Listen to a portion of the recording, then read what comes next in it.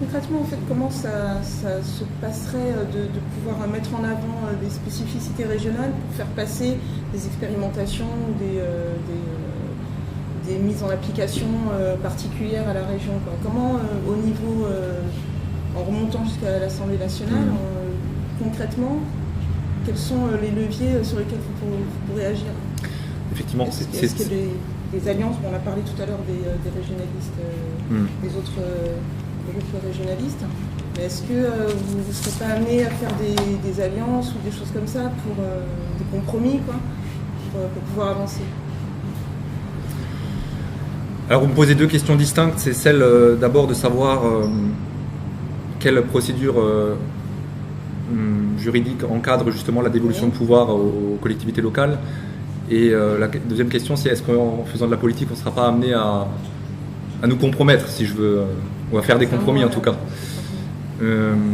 Effectivement, c'est au gouvernement de décider d'enclencher une procédure d'expérimentation. Donc il faudra... Vous savez, la politique, surtout à notre niveau, c'est un rapport de force.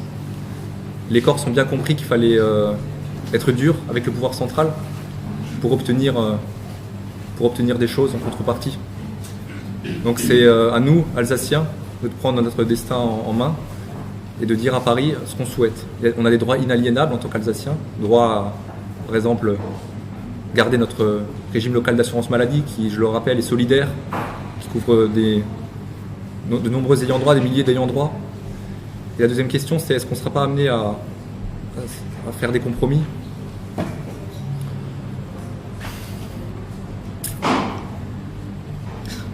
Au niveau national, on sera toujours minoritaire, je pense.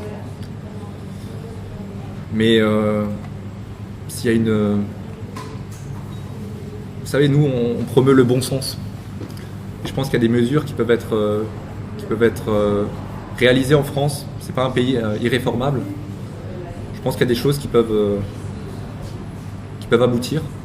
Pourquoi pas un acte 4 de la décentralisation ? La loi NOTRe n'a pas abouti à de bonnes choses. On voit bien que les clauses de compétences générales ont été supprimées au département et à la région, qui permettaient d'intervenir dans des sujets au-delà de ceux qui sont expressément attribués à la collectivité. Par exemple, l'Institut du droit local, aujourd'hui, il est difficile de le financer dans le cadre de la grande région. Et c'est un institut qui a pour mission de veiller et d'actualiser le droit local. Aujourd'hui, ils sont en difficulté. Qu'en sera-t-il aussi des classes bilingues qui dépendent trop souvent de l'initiative privée, pardon. Alors que nous, on voudrait que ce soit immersif et dès le plus jeune âge et porté par des initiatives publiques. Nous, ce qu'on demanderait aussi, ce serait donc, comme je l'ai dit, un rapatriement du droit local dans sa sphère d'application, c'est-à-dire en Alsace-Moselle, pour qu'on puisse, dans des domaines qui sont stratégiques, comme l'économie, comme la langue, comme la culture, décider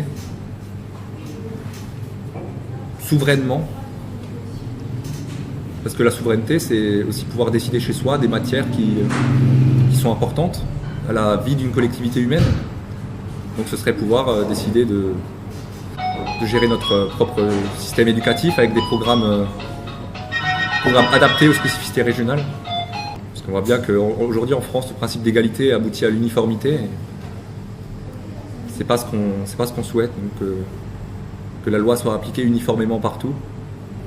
Non, il faudrait justement qu'elle tienne compte du terrain et des problématiques, des logiques différenciées des territoires.